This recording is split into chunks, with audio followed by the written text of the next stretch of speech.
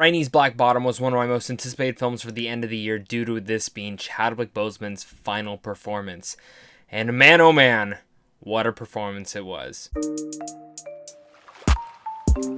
What's going on, buddy? Welcome back to a brand new movie review. My name is Zach, and if you guys are a geek like me and you guys love talking movies, TV, video games, then this is the place for you guys. And consider hitting that like and subscribe button so you don't miss out on content like this over here on a daily basis. You know how excited you guys are down below as well. Let me know as well, what is your favorite Chadwick Boseman performance yet? Rainey's Black Bottom takes place in Chicago, 1927, where a recording session and tensions rise between Ma Rainey and her ambitious horn player and the white management determined to control the uncontrollable. This is, of course, based on the Pulitzer Prize-winner August Wilson play and is directed by George C. Wolfe, written by Ruben Santiago Hudson, and again, it stars the likes of Chadwick Boseman, Viola Davis, Glynn, Turman, Colman, Diego, and Taylour Paige. Once again, like I said, this is one of my most anticipated films for the rest of this year. A lot of the reason being this is Chadwick Boseman's final performance. Anytime this guy has something going on, any performance, any movie he's popping into, I want to be there first day. Ever since I remember seeing him pop into 42, I said, who is this guy? This is a brand new talent. And ever since then, every single role he pops into, he makes it his own. He goes above and beyond what the films are. You know, look at Get On Up, which is a film that I enjoy, but I definitely think his performance is the thing that outlasts it and definitely defines a legacy that is beyond anyone else's when we look at performances. You know, he's great in 42, he's excellent in Get On Up, and then he takes on the role of T'Challa in Black Panther and steals the show in Civil War, which pretty much is its own Avengers film in itself. And he goes on to make a great Black Panther and continue to cement himself into pop culture and in general cementing his legacy. And earlier this year, you know, we saw him in Defy Bloods, another fantastic performance, which he should also be nominated for that one. And then he sadly passed away.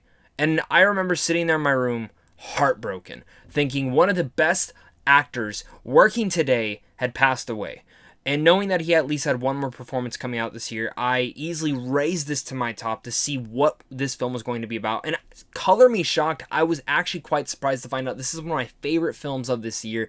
Not just because of his performance, which we will definitely in-depth talk about in this review, but overall just because of how great the film is. You know, this is based off an August Wilson play. The last film that was based off an August Wilson play was Fences, which I wasn't the biggest fan of. I love the performances in there. I think Denzel's great. I think Viola Davis was superb in there.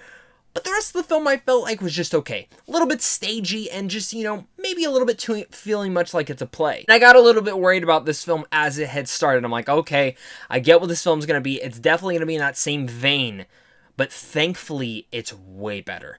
This is an excellently made movie from top to bottom. Phenomenal from every single layer where you look at it. And when you look at the performances, dear God, they are all excellent in here. Other than just the performances, the writing, the directing, the cinematography, every single ounce of what makes a film great all went into this one. That's what truly makes this film so special. There's a lot of different layers and ingredients to make this superbly feel like a big play. Or what Netflix has here truly might be a big contender at the Oscars this year. Just kind of jumping back a little bit and starting with those performances and going a little bit more in depth with them. Viola Davis, this is her best performance. You know, I thought she was excellent in Fences. I thought at that time this is her best performance, but she is transformative in here. She chameleonizes herself into playing Ma Rainey, into every single layer where she pops on the screen. I said, this is not the Viola Davis I know. Oh my God. Throughout the entire film, she has many monologues and different layers and different elements to her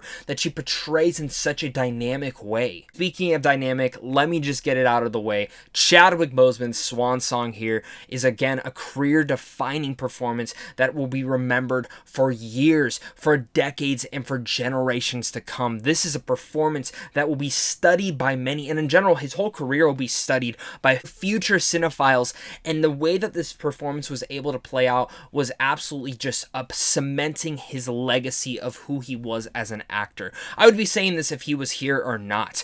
This is truly one of the best performances in the last 5 years. And as of right now, there are some amazing performances already this year This is currently my favorite one, and I hope to God he gets nominated. Again, I thought I'd seen every great performance. You know, I saw Anthony Hopkins in The Father. I saw Winston Duke in 9 Days.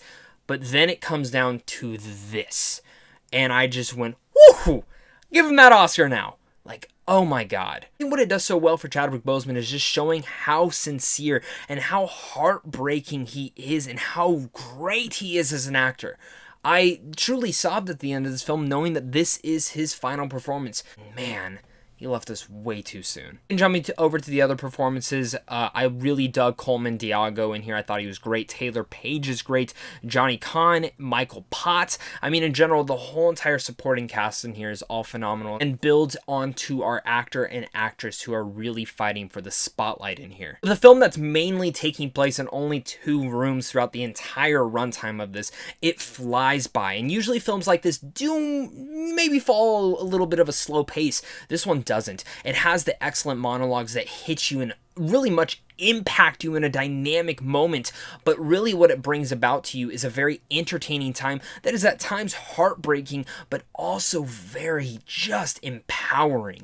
I loved watching every single moment, every single frame, every single monologue, every single scene, every single one of it meant, and there was not one wasted minute in here, which gives a big shout out to the director and the writer on here, because the way that they were able to frame each and every scene and making it just move at a very brisk pace was just great. Again, usually films like this either feel a little bit too stagey to me, where it does feel like I'm literally just watching a play, or maybe feels a little bit too slow paced and I'm like, all right, let's just get to that next moment, but not in this one at all. I think Wolfe finds this excellent balance with Wilson's trademark monologue that he is known for, and that's what really brings it about, is that balance and the certain ways that he frames certain shots, especially from the opening scene to the final one. There are moments that make your brain play, how is this going to play out, and the way that it does is actually really surprising. Again, makes this for a film that is just one that you come for the actors, you stay for the story, you stay for the monologues, you leave this theater just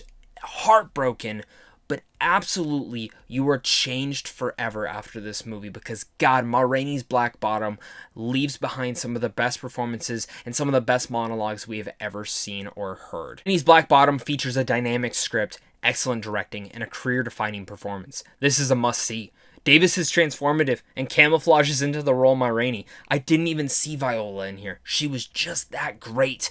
But Chadwick turns in a career-defining, heartbreaking, powerful performance. His swan song is here, and he leaves behind a legacy. He passed away way too soon, and this guy had he had so much more in him. But the fact that this is his final performance, his final movie, it's amazing to see that this was his best performance, and honestly, maybe even his best movie that he starred in. I loved Ma Rainey's Black Bottom. I think this is an excellently crafted movie. It won't be for everyone. Maybe some people might find it a little bit too stagey, but for me, I didn't. It's worked better overall, even better than Fences. I think the directing and the writing here are great. I think the pacing is excellent, and that's why I'm going to give Ma Rainey's Black Bottom an A+. Thank you guys again so much for clicking on this. You guys are seriously all the best.